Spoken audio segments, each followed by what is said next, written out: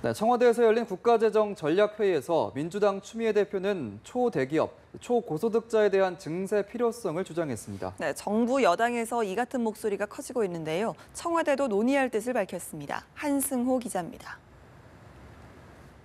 문재인 대통령은 5년간의 국가 살림 밑그림을 그리는 국가재정전략회의를 주재하고 기업이 아닌 사람 중심 경제로의 패러다임 전환을 강조했습니다.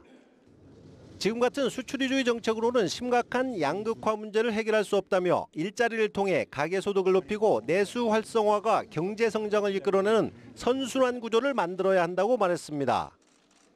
경제정책의 중심을 국민과 가계에 두는 발상의 전환이 필요합니다. 새 정부의 목표는 작은 정부가 아니라며 적극적인 재정정책을 펴겠다는 뜻도 밝혔습니다. 더불어민주당 추미애 대표는 소득주도 성장을 실현하기 위해선 증세가 불가피하며 초대기업, 초고소득자에 대한 세금 인상을 제안했습니다.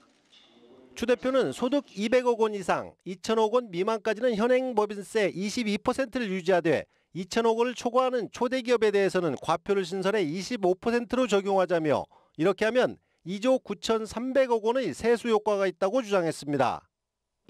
이 돈으로 최저임금 인상에 따른 중소자영업자의 부담을 덜어주고 4차 산업혁명 기초기술을 지원하는 등 일자리 창출에 기여해 소득주도 성장의 기반을 마련하자는 겁니다.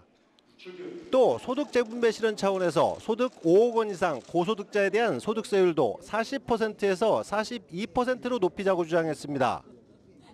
이 같은 발언은 문재인 정부의 100대 국정과제 추진에 필요한 178조 원의 재원 마련 계획이 부실하다는 지적을 받고 있는 가운데 나온 것이어서 주목됩니다.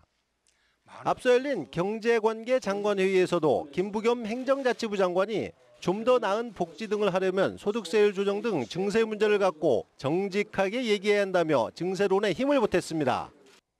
청와대는 여당이 세제 개편 방안을 건의한 만큼 당정과 함께 관련 내용을 협의하겠다고 밝혀 증세 논의가 본격화할 것으로 보입니다. 연합뉴스 TV 한승호입니다.